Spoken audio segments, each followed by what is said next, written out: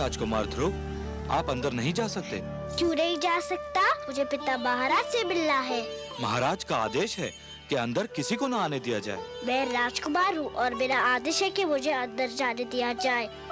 सूर्य के प्रकाश को धरती पर पहुँचने से कोई नहीं रोक सकता। पिता और पुत्र के बीच में कोई नहीं आ सकता। हम महाराज के आदेश की अनदेखी नहीं कर सकते। और राजकुमार के आदेश की अनदेखी कर सकते हो? यदि हमने आपको जाने दिया तो महाराज हमें दंड देंगे। अगर तुमने मुझे रोका तो मैं तुम्हें दंड दूंगा। महाराज के डर से तुमको मैं बचाऊंगा, परंतु मेरे डर से तुमको कोई नहीं बचा सकता। पिताश्री, पिताश्री, पिताश्री।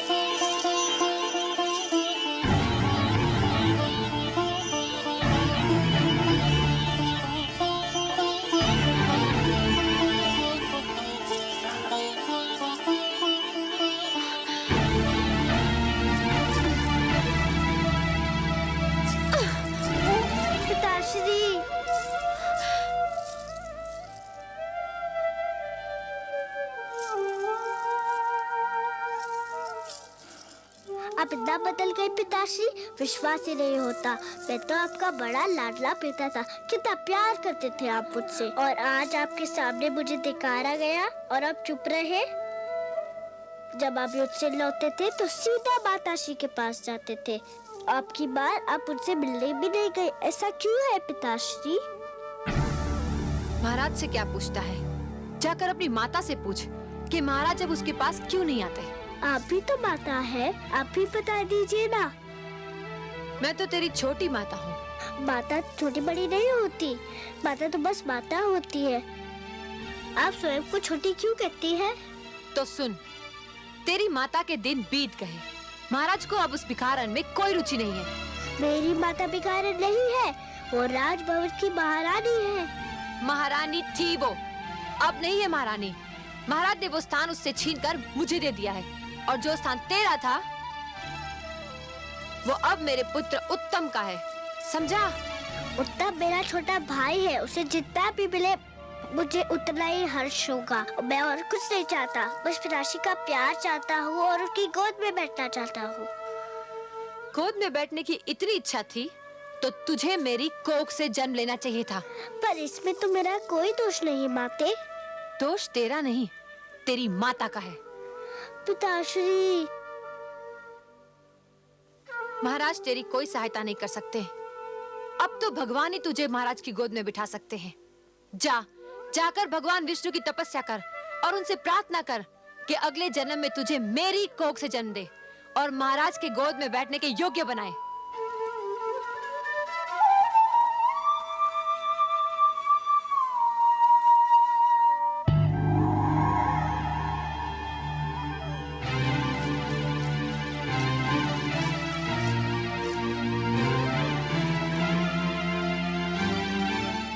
आंखें खोलिए परम श्रेष्ठ,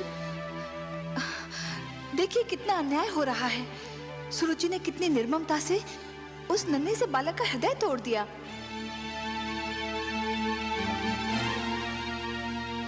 देख रहा हूं महादेवी। देख रहे हैं और फिर भी मौन है? यही तो उत्तम बात भी कर रहा था। मैं तो देवलोक की हूं, मुझ में ये साधारण मानवीय भावनाएं नहीं होनी चाहिए थी, किंतु ध्रुव के साथ हो रहे दुर्व्यवहार को देखकर मेरा भी मन भर आया है। आपका मन इसलिए भर आया है देवी कि आप स्वरूप में नारी हैं और हर नारी में एक माता छिपी होती है। दया, करुणा और ममता नारी की विशेषताएं हैं। नारी तो सुरुचि भी है त्रिलोकीनाथ, किंतु विश्वास नहीं होता कि इतनी सुंदर नारी का मन इतना कठोर भी हो सकता है। हर वस्तु जो चमकती है वो कुंदन नहीं होती देवी। आवश्यक नहीं कि हर सुंदर स्त्री का मन भी कोमल हो। सुरुचि लालसा की मूर्ति है, परंतु ध्रुव के साथ जो कुछ हो रहा है उसमें सारा दोष सुरुचि का नहीं है। सबसे बड़े दोषी तो महाराज उत्तानपाद हैं। परिवार मानव समाज की सबसे छोटी परंतु सबसे महत्वपूर्ण इकाई है। हमने पृथ्वी पर रहने वालों के लिए कुछ नियम दिए हैं और उनके अनुसार एक पिता परिवार का स्वामी होता है। पुत्र को प्यार देना, उसका संरक्षण करना पिता का कर्तव्य है। परंतु महाराज उत्तानपाद सुरुचि की सुंदरता पर मोहित होकर अपने कर्तव्यों से मुख मोड़ रहे हैं देवी। एक पिता ब्रह्मा भी होता है और विष्णु भी। वो जन्म भी देता है और पुत्र का पालन पोषण भी करता है। उत्तानपाद ने ब्रह्मा का धर्म तो निभाया, परंतु हमारा धर्म नहीं निभा पाए। तो फिर अब क्या होगा नारायण? मानव स्वभाव में संघर्ष की शक्ति भरी है हमने। ध्रुव को भी हमने इसी शक्ति से संपन्न किया है देवी। किंतु हे सर्वश्रेष्ठ, ध्रुव तो अभी बहुत छोटा है। उसमें संघर्ष शक्ति हो भी तो वो उसका प्रयोग कैसे करेगा? देवी, संघर्ष का संबंध आयु से नहीं, इच्छा शक्ति और मन की लगन से होता है। भड़कती हुई ज्वाला पहले छोटी सी चिंगारी ही होती है। ध्रुव भी एक छोटी सी चिंगारी के समान है। यदि उसे भड़कती ज्वाला बनना है तो उसे स्वयं की शक्ति को पहचानना होगा। आप स्वामी हैं, विश्वेश्वर हैं। आप जो कहते हैं उसका भेद भी केवल आप ही जानते हैं।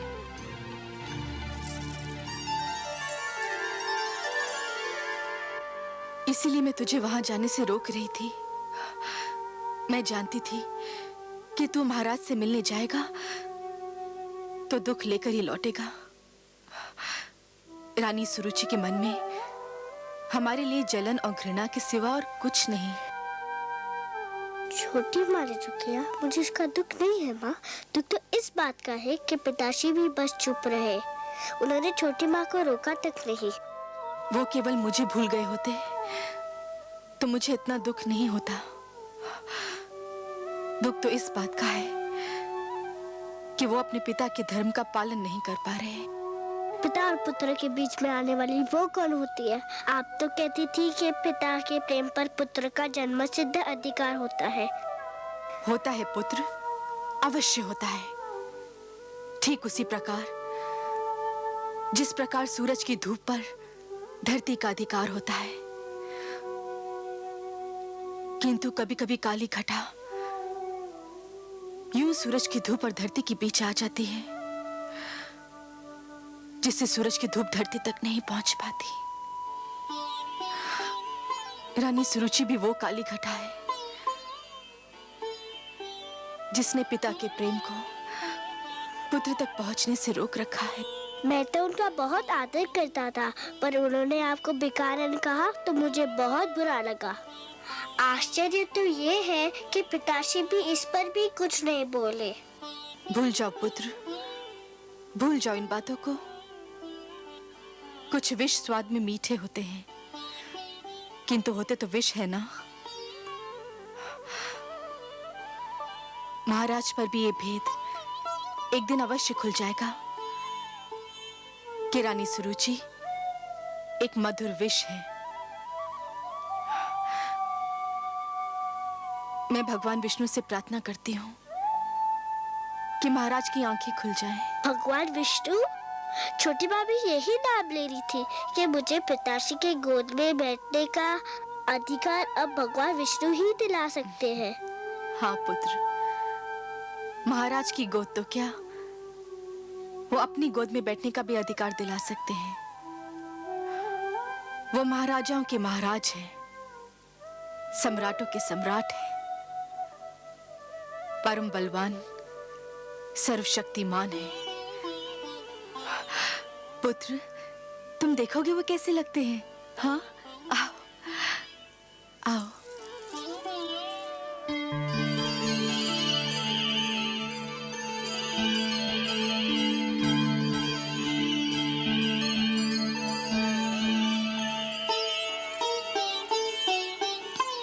प्रणाम करो बेटा।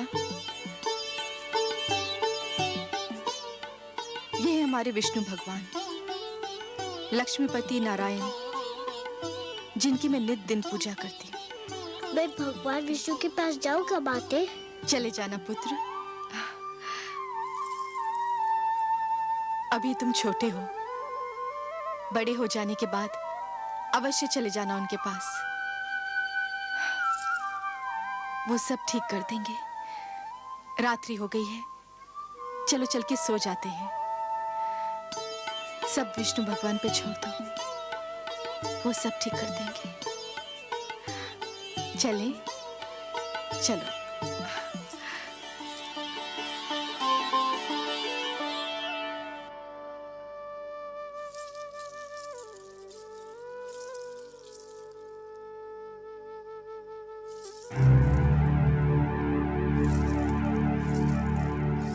कहाँ चले महाराज? अभी तक हम महारानी सुनीति से नहीं मिले। वो हमारी राह देख रही होंगी। जानती थी, मैं जानती थी कि आपकी सारी बातें झूठी है। आपका प्यार भी एक दिखावा है। कौन सी बातें झूठी थी? यही कि सुरुचि, तुम्हारे पास आकर मैं सारे संसार को भूल जाता हूँ। सब झूठ।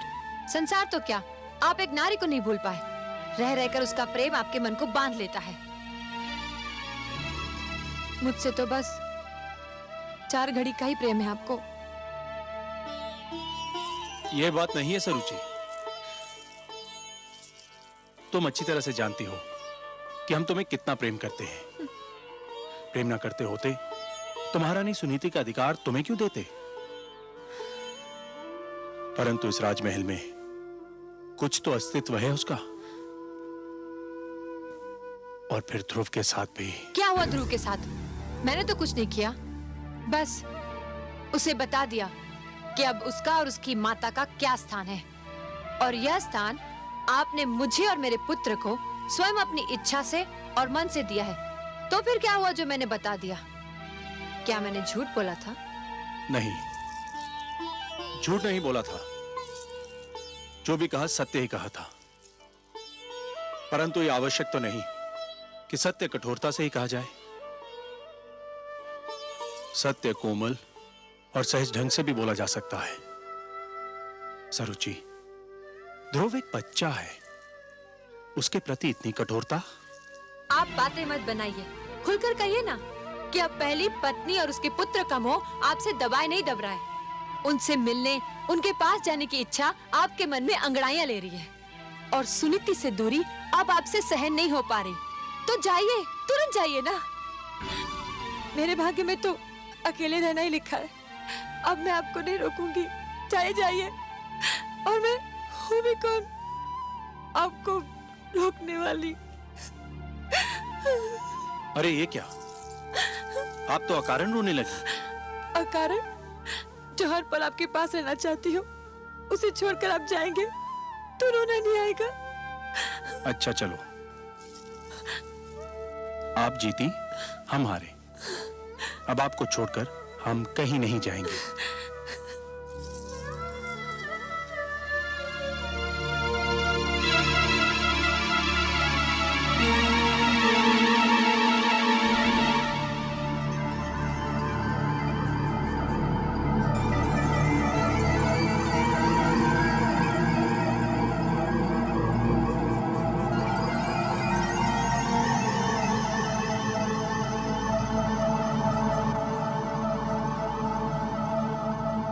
महाराज तेरी कोई सहायता नहीं कर सकते। अब तो भगवान ही तुझे महाराज की गोद में बिठा सकते हैं। जाकर भगवान विष्णु की तपस्या कर और उनसे प्रार्थना कर कि अगले जन्म में तुझे मेरी कोख से जन्म दे और महाराज की गोद में बैठने के योग्य बनाए।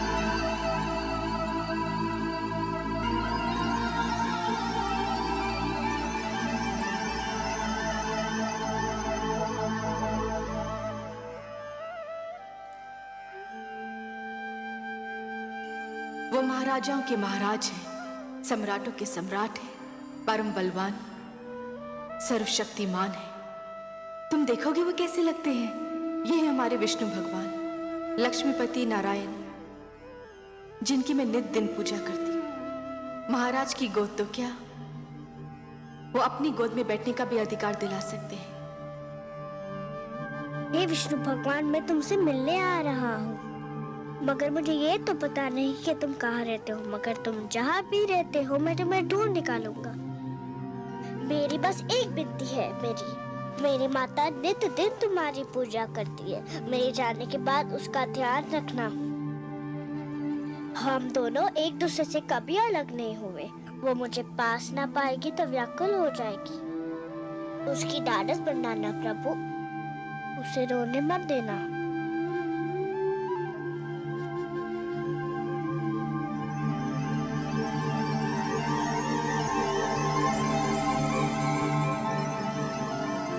मैं तुम्हें सोता छोड़कर जा रहा हूँ, क्षमा कर देना मुझे। तुम जागती होती तो मुझे कभी ना जाने देती। पर देखो मुझे न पाकर व्याकुल मत होना। मैं भगवान विष्णु को ढूंढने जा रहा हूँ। वही तुम्हारा खोया हुआ स्थान दिलाएंगे और मुझे भी। मैंने भगवान विष्णु की मूर्ति से कह दिया है कि वो तुम्हारा ध्यान रखे। मुझे विदा दो माते, मुझे विदा दो।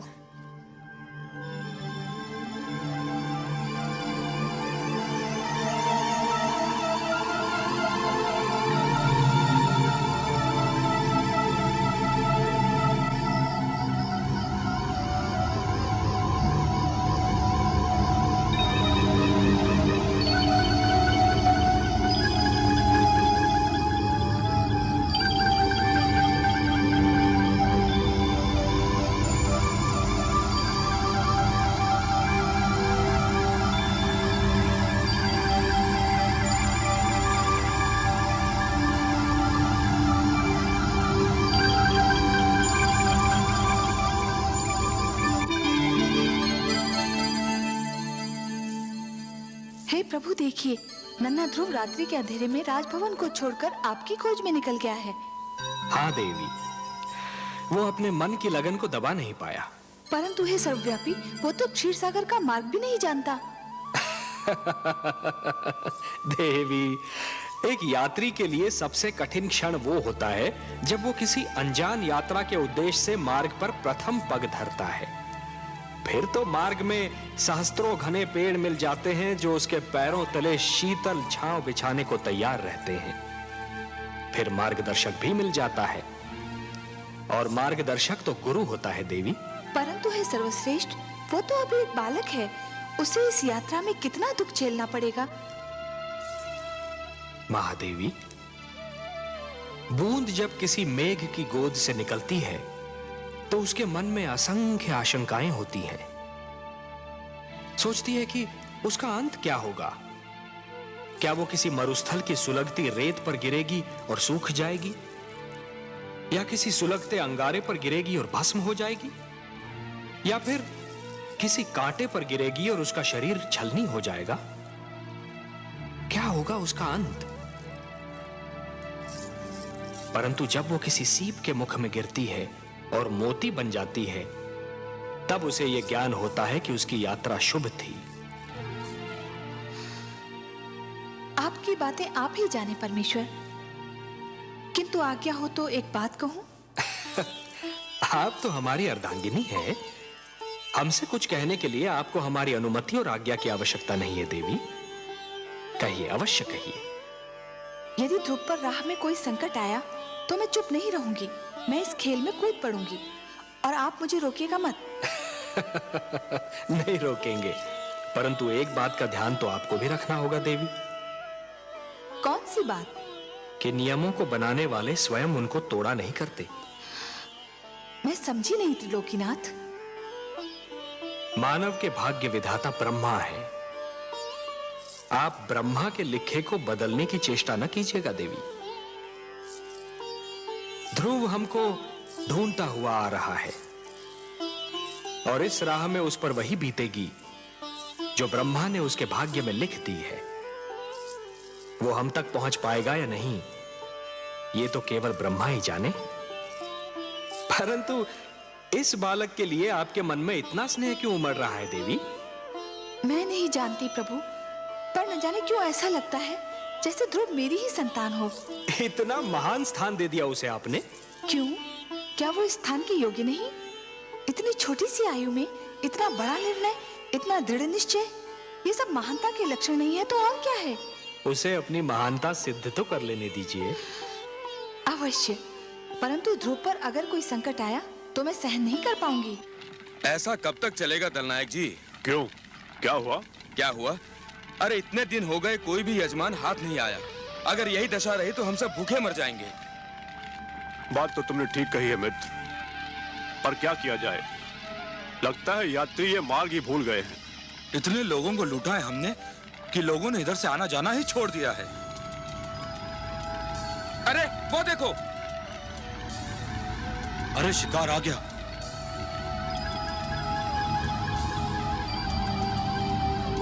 वन देवता ने सुन ली हमारी।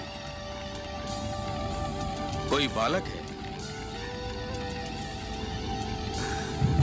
कोई भी हो, लगता धनी है। सारा शरीर गहनों से ढका है। गहने छीनकर ठिकाने लगा देंगे।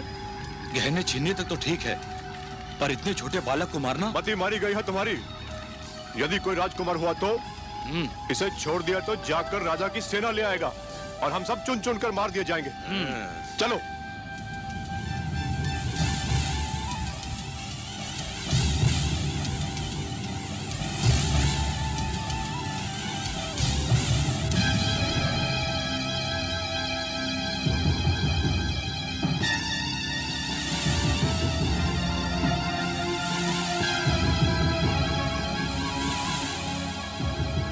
कौन है आप लोग? हम डाकू हैं। क्या चाहते हैं आप लोग? तुम्हारे आभूषण, अपने आभूषण उतार कर हमें दे दो। ले लीजिए, केवल मुझे एक बात बता दीजिए। क्या बात? मैं अपने सारे आभूषण आपको दे दूंगा। मुझे बस ये बता दीजिए कि भगवान विष्णु कहाँ रहते हैं। भगवान विष्णु? हाँ, मैं उनसे मिलना चाहता हूँ। आपको तो पता होगा कि वो कहाँ रहते हैं। हाँ, क्यों नहीं, क्यों नहीं। हम तुम्हें जरूर उनके पास ले चलेंगे, पर पहले अपने ये आभूषण हमें दे दो।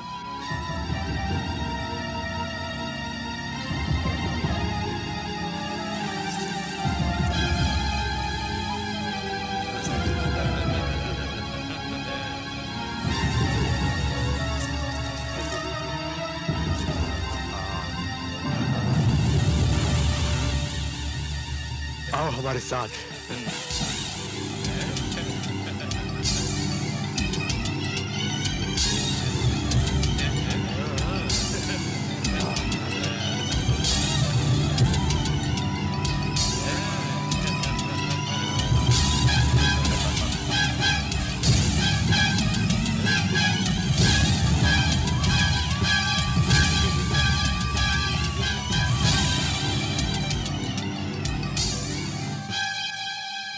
यहाँ से तुम सीधा विष्णु के पास पहुंच जाओगे।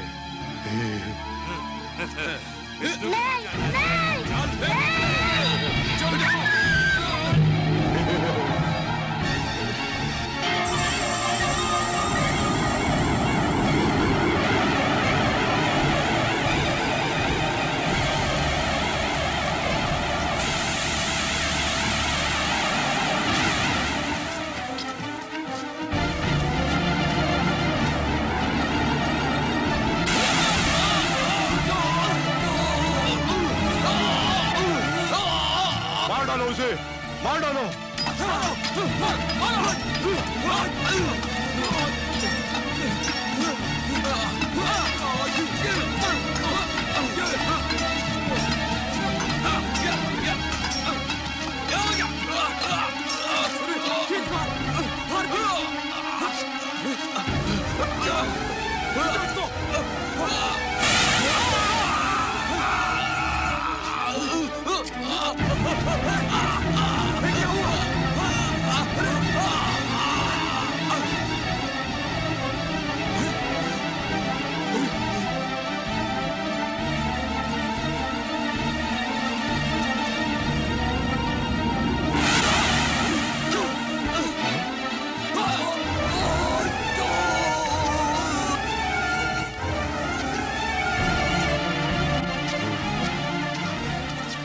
सांप को ढूंढो, उस बालक को भी ढूंढो।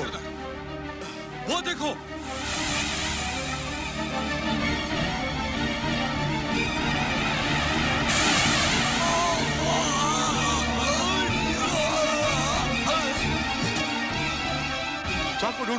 उस बालक को भी ढूंढो।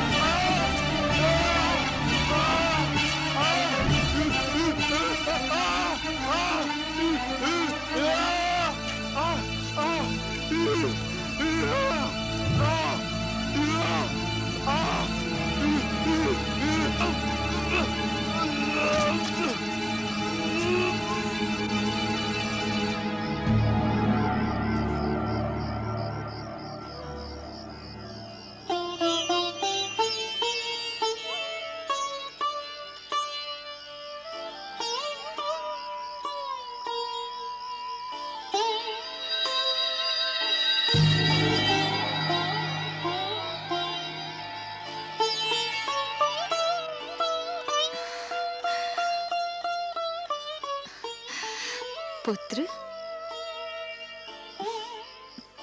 आप कौन है माता? तुमने तो माता कहकर स्वयं ही बता दिया कि मैं कौन हूँ। अब मैं क्या बताऊँ? समझ लो तुम्हारी माता ही हूँ। इन लोगों को क्या हुआ? इनको इनके किए का दंड मिल गया। ये लुटेरे थे और तुम्हें मार डालना चाहते थे। परंतु ये बताओ, इतनी रात्रि को तुम अकेले कहाँ जा रहे थे? मैं भगवान विष्णु से मिलने जा रहा हूँ। मेरी मानो तो तुम घर लौट जाओ, अभी तुम बहुत छोटे हो। मैं उनसे मिले बिना घर नहीं जाऊंगा। अच्छा, अब रात्रि बहुत बीत चुकी है। भोर होते ही ढूंढ लेना अपने भगवान विष्णु को। आपको पता है कि भगवान विष्णु कहाँ रहते हैं? मुझे उनसे मिलने का मार्ग बता दीजिए तो आपकी बहुत कृपा होगी। मेरे वश में होता तो मैं ले जाकर तुम्हें उनकी गोद में ही बिठाती, किंतु मैं विवश हूँ। सुनो पुत्र, तुम थक गए होगे, तनिक विश्राम कर लो। विश्राम तो मैं अपने भगवान विष्णु से मिलने के पश्चात ही करूँगा। बड़े हठी हो तुम।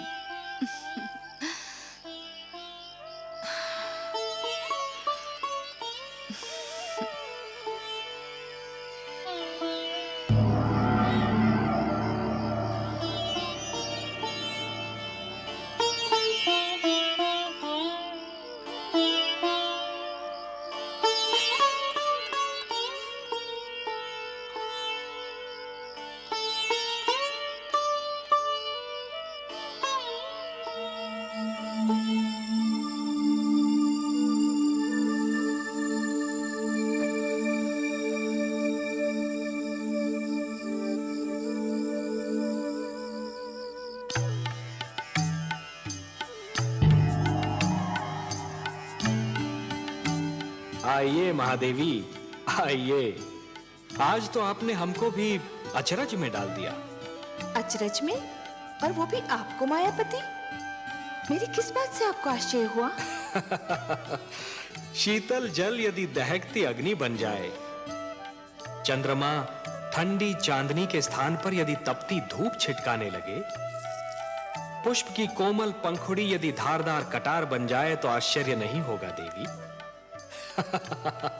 अपने पुजारियों पर धन की वर्षा करने वाली देवी को जब हमने ध्रुव के शत्रुओं पर विष की वर्षा करते देखा तो हमें भी कौतूहल हुआ। मैं क्या करती नारायण, मुझसे रहा नहीं गया। वो हत्यारे अगर ध्रुव के प्राण ले लेते तो मैं स्वयं को कभी क्षमा नहीं कर पाती। आप जानते हैं ना, वो हत्यारे ध्रुव के प्राण लेना चाहते थे। जानता हूं, भली भांति जानता हूं, और कुछ और भी जानता हूं। क्या?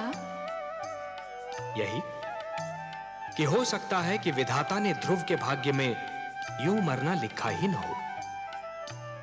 उसके भाग्य में यह लिखा हो कि आप उसके प्राणों की रक्षा करेंगी और अपने ममतामयी हाथों से उसे थपकियां देकर सुलाएंगी, क्योंकि देवी होता तो वही है जो भाग्य में लिखा है।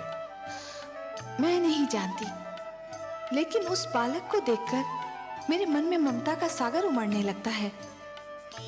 नारायण, वो कितनी लगन से आपको ढूंढ रहा है। आप स्वयं जाकर उसे अपने दर्शन क्यों नहीं देते? हम विधाता के कार्यों में हस्तक्षेप नहीं कर सकते देवी, विधाता के कार्यों में हस्तक्षेप नहीं कर सकते। ध्रुव को वो सब मिलेगा जो उसके भाग्य में लिखा है।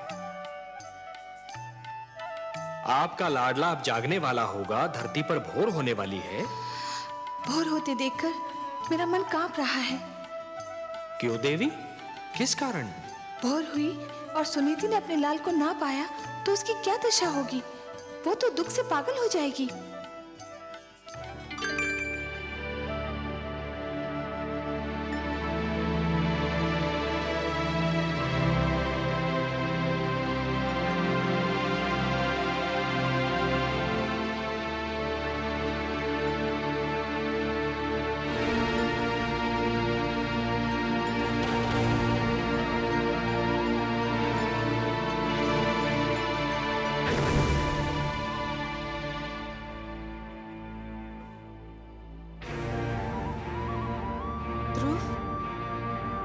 ध्रुव, पुत्र ध्रुव, ध्रुव, ध्रुव, कहाँ हो तुम? ध्रुव, दासी, दासी, तुमने मेरे पुत्र को कहीं देखा है? तुमने देखा है? तो आपके कक्ष के बाहर निकलते ही नहीं देखा। तो जाओ, जाओ जाके उसे लेकर आओ। मेरा हृदय व्याकुल हो जा रहा है। जाओ, जाओ।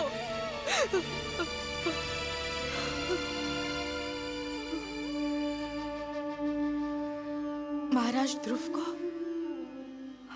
अवश्य ढूंढ निकालेंगे। हाँ, मुझे महाराज के पास जाना चाहिए। मुझे महाराज के पास जाना चाहिए। क्षमा करें महारानी, किंतु आप महाराज से ना मिले तो अच्छा है। ना मिलो उनसे? क्यों ना मिलो उनसे? पता नहीं वो आपसे मिले भी या ना मिले। रानी सुरुचि भी उनके पास उनके कक्ष में है। रानी सुरुचि ने आपसे ना मिलने दिया तो आपको दुख होगा। संतान के खो जाने से बड़ा दुख और क्या हो सकता है? इससे बड़ा दुख मुझे और कोई क्या दे सकता है? महाराज ध्रुव के पिता हैं। मुझे उनसे मिलना ही चाहिए।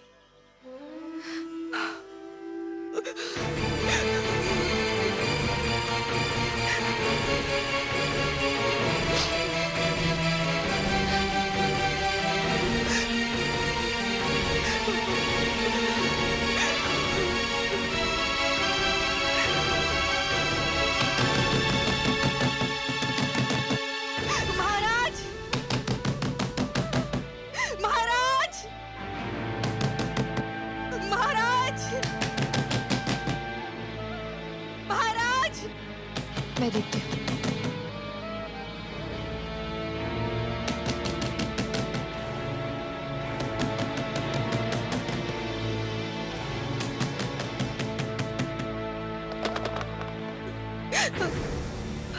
महाराज, महाराज। महारानी सुनीति, क्या बात है? क्या हुआ? महाराज, हमारा पुत्र ध्रुव। क्या हुआ पुत्र ध्रुव को? बहुत बड़ा अनर्थ हो गया।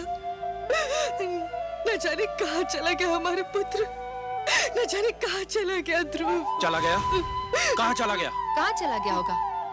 अरे यही कहीं राजभवन में खेल रहा होगा। दासी ने राजभवन का कोना कोना छान मारा है, उसका कहीं पता नहीं चला। महाराज, आप उसे ढूंढ निकालिए, नहीं तो मैं रो रो के अपने प्राण दे दूंगी। महारानी सुनीति, महाराज उसे कहाँ ढूंढेंगे? आपका पुत्र आपके पास था। महाराज को क्या पता कि वो कहाँ होगा?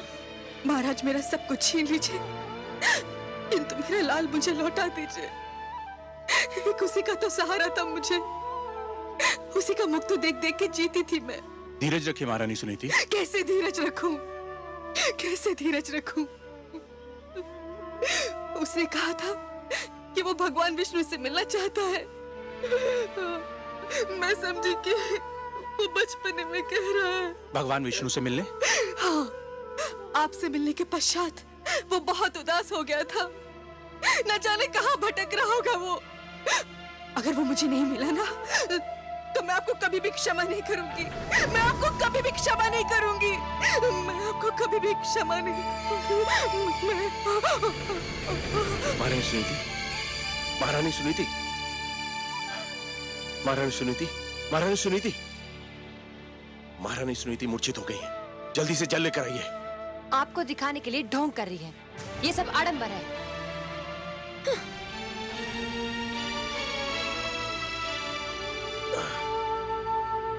महारानी सुनीति, महारानी सुनीति,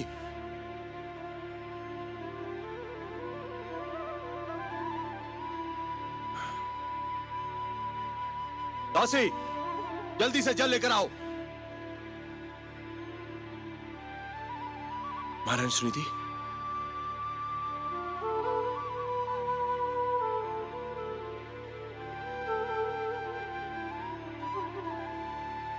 महारानी सुनीति, महारानी सुनीति,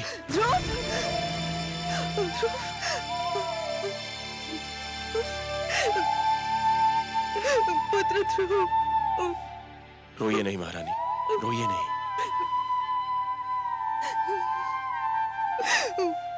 वो भगवान विष्णु से मिलने का हट कर रहा था।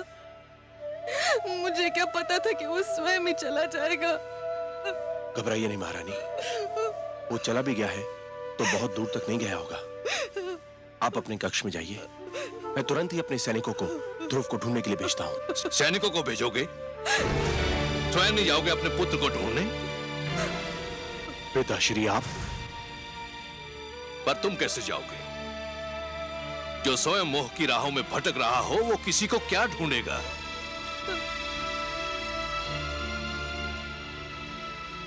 पिताश्री, हाथ मत लगाओ मेरे चरणों को। तुम इस योग्य नहीं हो। तुम तो इस योग्य भी नहीं हो कि मैं तुम्हें अपना पुत्र कहकर पुकारूं।